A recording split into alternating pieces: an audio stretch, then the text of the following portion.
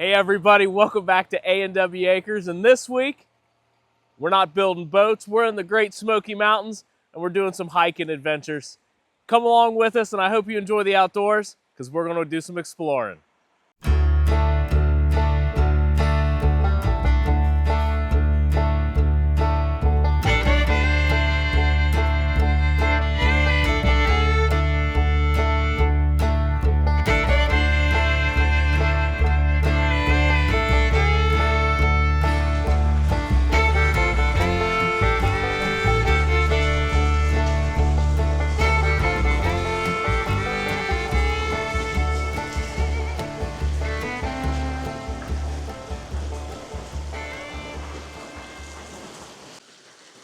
Hey everybody, we are in Elkmont. It is one of our most favorite hiking spots. Today we're going to be hiking to the Avent Cabin. It's about a 2.5, 3 mile hike one way, so 6 total. It's a fantastic trip. Join with us. The trailhead for the Avent Cabin starts here at one of the coolest little places, I think, in all of the Smoky Mountains. This is Daisy Town. The National Park Service has maintained and rebuilt about 25 cabins here. They're all tourable. They're open throughout the day. Such a neat place. Bring your family and look what the Smokies used to be. We're going to be starting the James Creek Trail, and we'll take this about half a mile. We'll veer off to the left. Come along. It's going to be a great trip.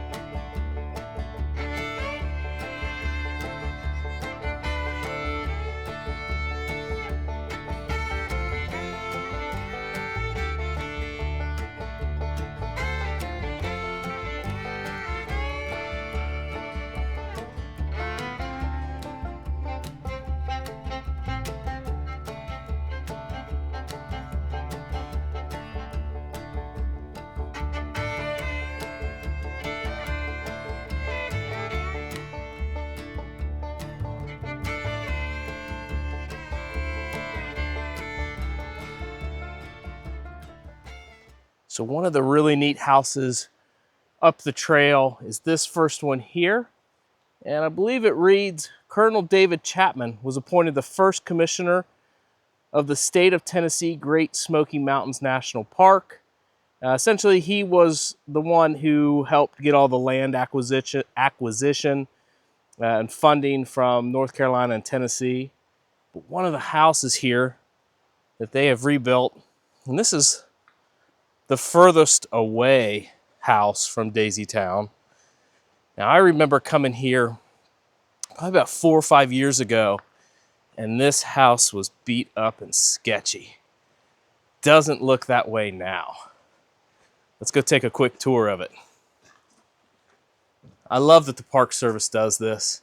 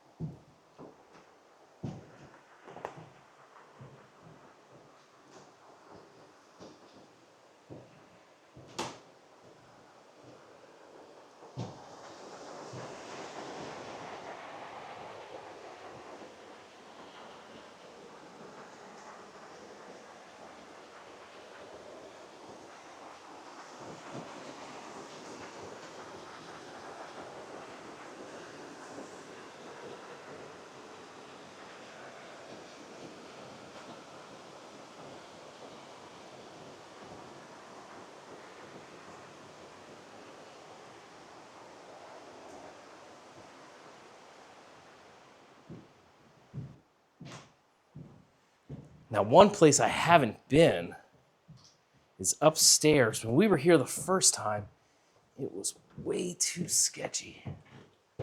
So let's go up and see what it looks like.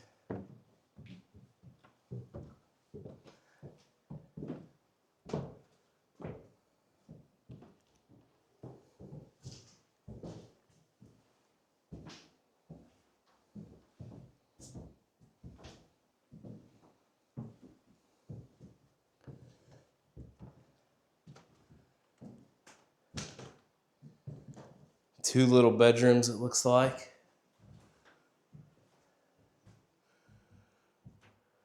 What a view. How neat it must have been to be living here.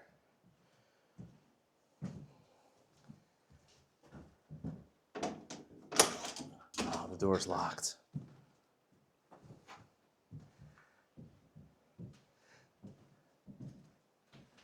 Pretty neat. If you look, I mean, that's a whole shower insert, so that can't be too old. There you go. So neat. Back downstairs we go. The next stop after the house is a fork in the road. For the Avent Cabin, we want to follow the Jake's Creek Trail, which is off to the left here.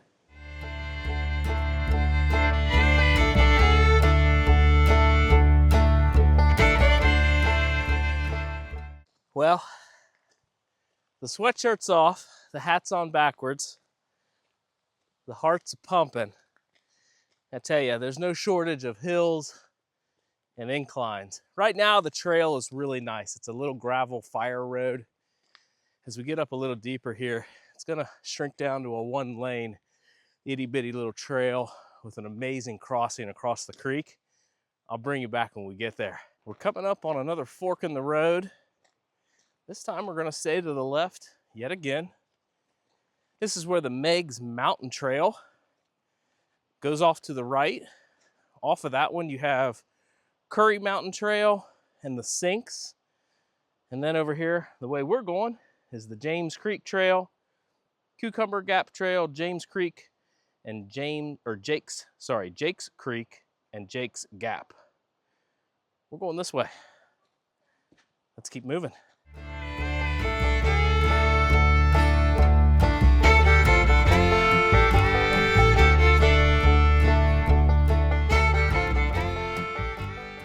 Well, here's our first sight of the cabin. That's where we're going. We got to cross down through this gully and then back up the other side. One foot in front of the other.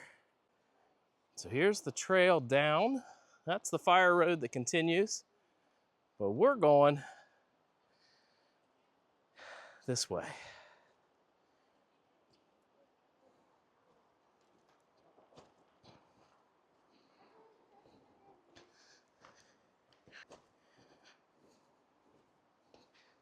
These steps have seen better days, but I love the ruggedness of it.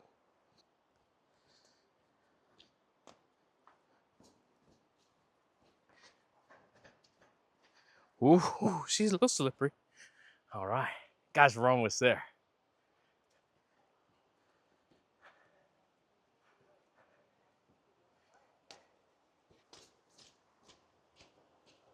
So far, we've only seen a few people on the trail, probably no more than 6. A couple folks doing some overnight camping trips, and a group of about 4 boys coming back from some overnight trips. It's so exciting, I love it.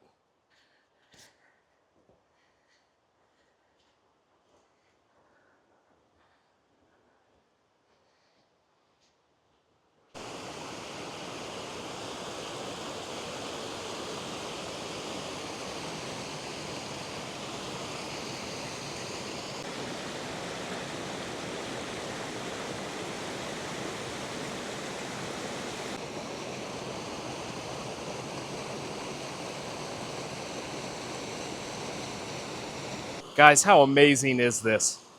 You know, we are so fortunate that we have these resources that we can enjoy with our families and get out and do these things. I love this so much. The outdoors is where I belong.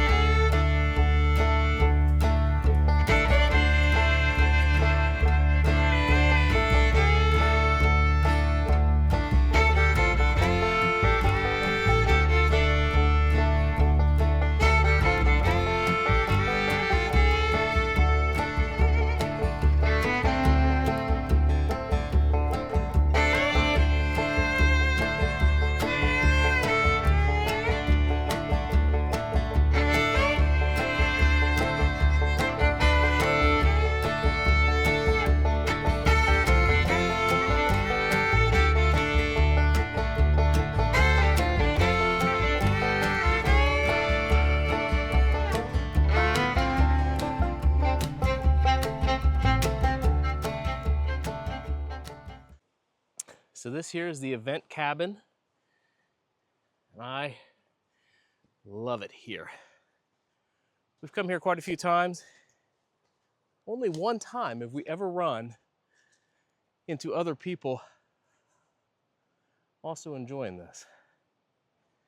Look at that view, guys. What's great about this cabin is it's open. You can go inside, seek shelter. We enjoy going in and eating lunch. I'll take you inside just as soon as I go around the side here. We enjoy eating lunch here, hanging out. We'll usually pick up sticks and rake leaves away from the foundation. But this is the backside, this view. If you can envision it in the summer, it's out of this world. It's so great.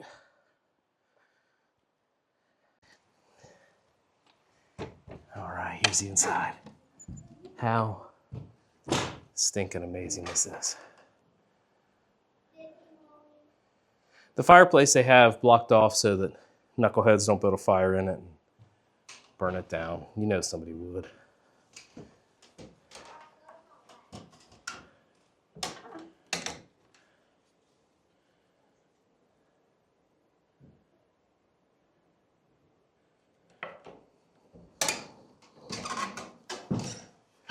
They do have some bed frames. I would imagine you could sleep here if you chose. Some rakes, we'll be doing those. Make sure that we leave it better than when we came. And if we look out here, look at this front porch view. This is something that I could wake up to every day. Peace and quiet, tranquility.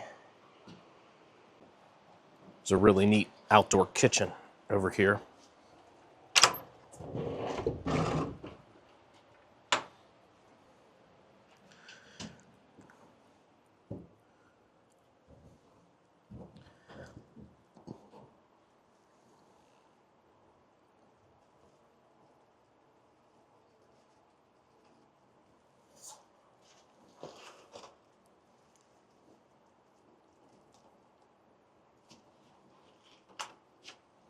It just looks like some history and some national park paperwork. Mania Event Trainer. It's like the name of the actual legal name. National Registry of Historic Places. There's some cute little books you can sign as your family. This is pretty cool. Mice, snakes, keep the door shut. I don't know though. I think them holes might let them in. Cool old school stove, obviously not hooked up.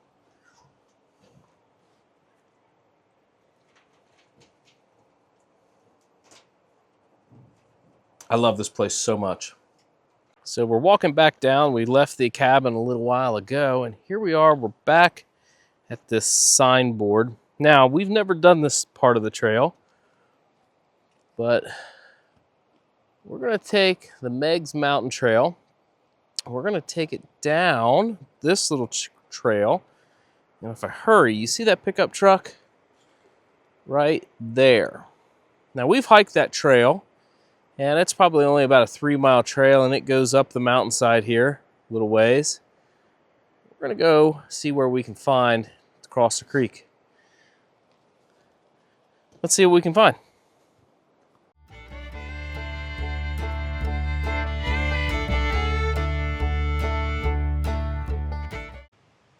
That little trail led down the hill here. And what did we find?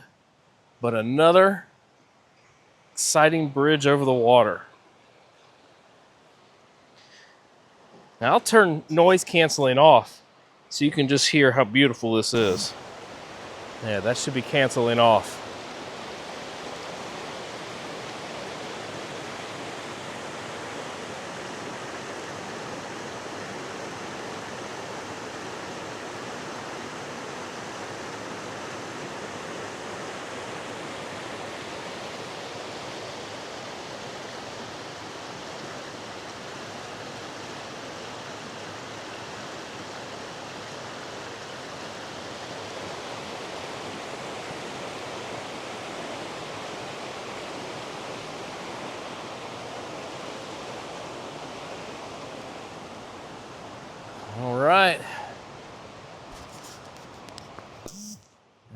head back this way. We'll bring you back once we get established again on the trail.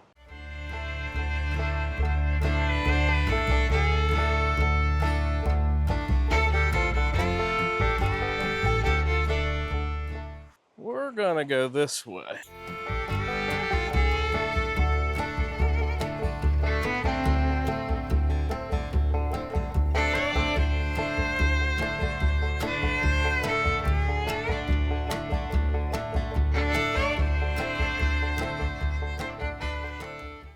So this is a neat moment for us.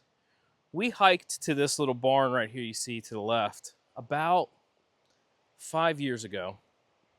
It was before we were really into, hiking, and the kids were kind of young, but we had hiked up here, and we always was curious if this trail that we just walked down connected to anything. And today we find out that it does. Not entirely sure what this little barn is. Looks like a little equipment storage shed. There's a flammable box. But what's really intriguing is it is obvious that there was an old road. I'm not going to go down there. The briars are super thick. You see this old stone wall.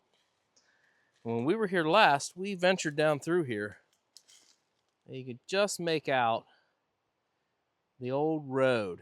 And we found quite a few neat little foundations and chimneys back that way. There were no people back there at all. I mean, this is just pretty off beaten path kind of stuff. So neat. I love the histories of the Smokies. Love it. So just down from the horse barn, there's this building. Maybe somebody can comment on it and let us know what it is. There's a sign here.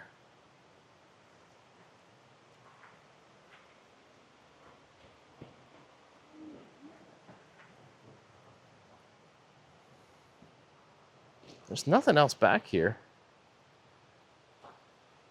There is electric. You can see right there, there's a transformer. But yeah, if anybody knows, leave it down in the comments. I'd love to hear what that was. So the trail all the way back now is just this nice gravel path.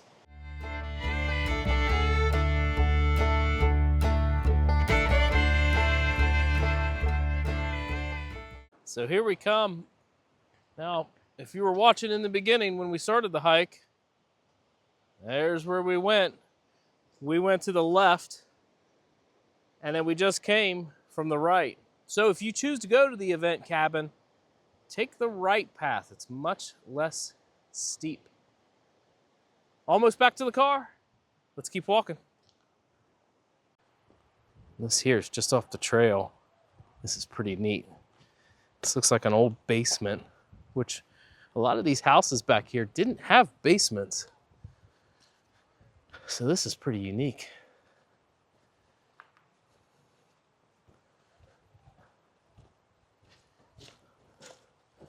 My helper, he's already in there. I can show you how much scale there is. Look at that. Man, if I was to bet, I'd say that's a 10-foot wall.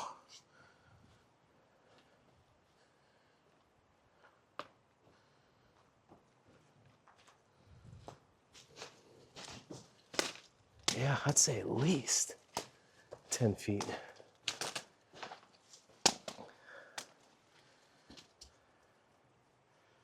Boy, that's big. Boy, if walls could talk. Here's the view from the top. We're not sure what this is. Maybe this was some sort of infrastructure.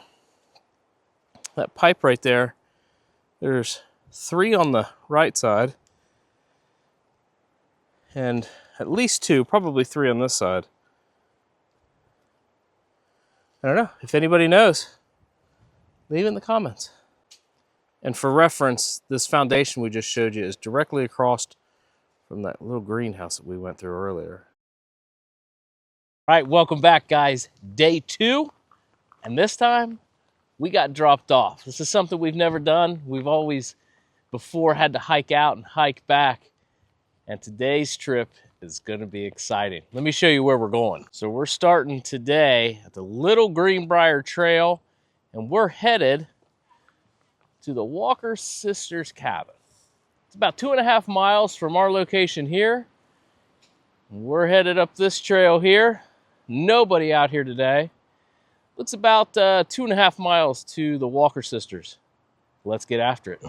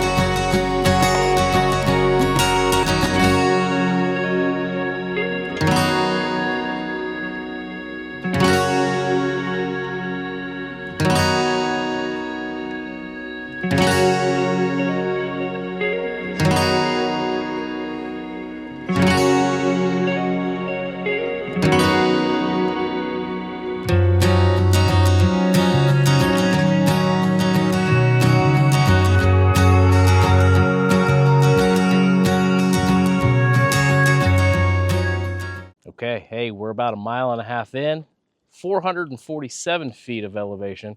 And I have to admit, I read my topo map wrong. We're only gonna have about 500 feet in elevation, not 800. That was looking at going out and back, which we're just going there and then we're hiking out a different direction. So it's really unique up here, the smell of pine with the wind and the sun. Man, you couldn't ask better. We're having a great time.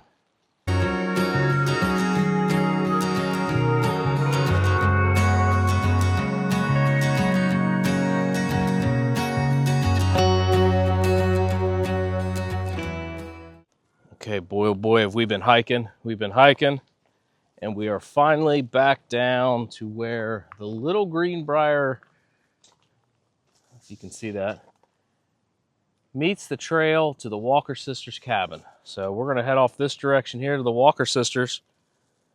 That little trail was amazing. I highly recommend it. So worth it, beautiful views.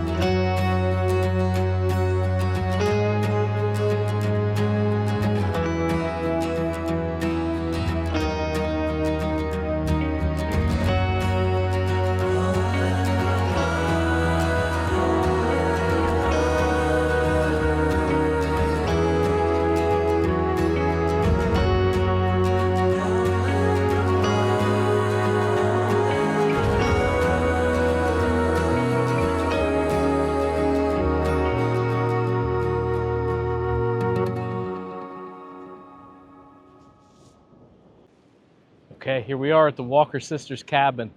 We are so fortunate there's nobody here. We passed a couple leaving, and we're the only ones here. So we have the whole place. We're gonna eat some lunch, maybe sit on the porch, tell some stories, and get back on the adventure. All right, lunch was had, it was wonderful. We packed in some ham sandwiches, some cucumbers, some beef jerky, all the essentials. Now, we're headed back to Metcalf Bottoms, where our ride's waiting for us. About 2 miles. See you when they get there.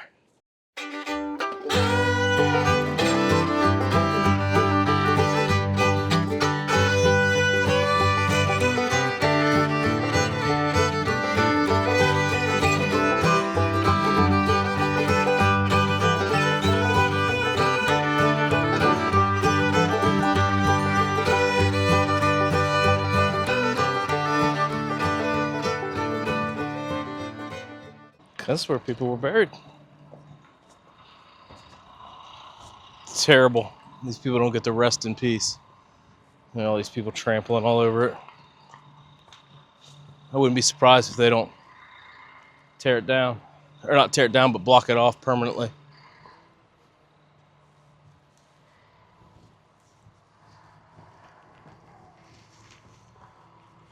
All right, everybody, this is the Little Greenbrier Schoolhouse.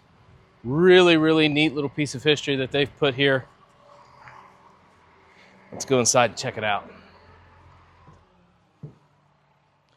The last time we were here, the Park Service had a representative here, and they were giving out information and talking about the schoolhouse. And this schoolhouse, while there was an original schoolhouse here, unfortunately, this isn't it. This one was rebuilt, but still, I think the effect is still the same. What a neat building. I love that the Park Service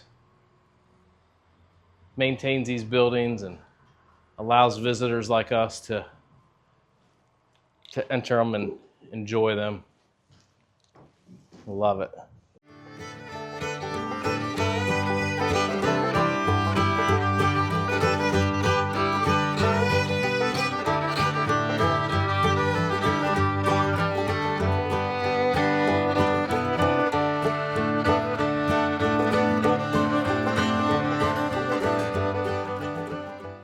Okay, well, we're back. It was just under 5 miles, 2 hours, 40 minutes, and just under 600 feet in elevation change. Guys, thanks for joining with us. I hope everyone enjoyed the video. On to the next one. Hey everybody, coming back to you for the last day of hiking. Yesterday I didn't film much. We went to Abrams Falls. There was way too many people. I wanted to respect everybody's privacy, so I didn't film. But that was a trip and a half, just a little under 6 miles. But here we are at Twin Creeks. Apparently there's a ferry house back here, and well, we intend to go find it. So come along with us, and we'll see what we can find.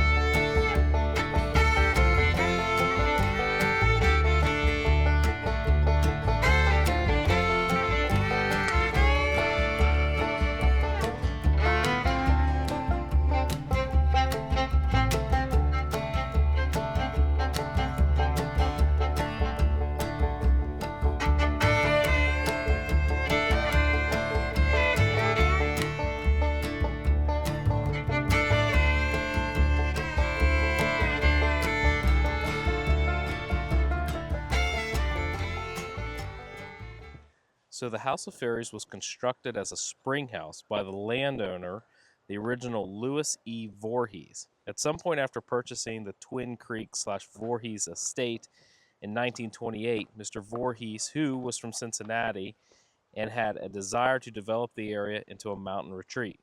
He was known to be thoroughly interested in water and using it for both practical and aesthetic purposes.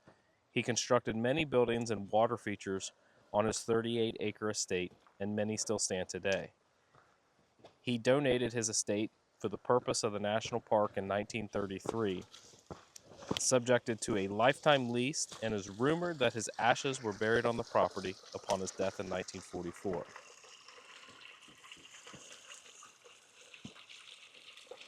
It's the small, countless stories like this that make up the national park, the hundreds of landowners and their individual marks on the land that has now made this park one of the most popular national parks in the country.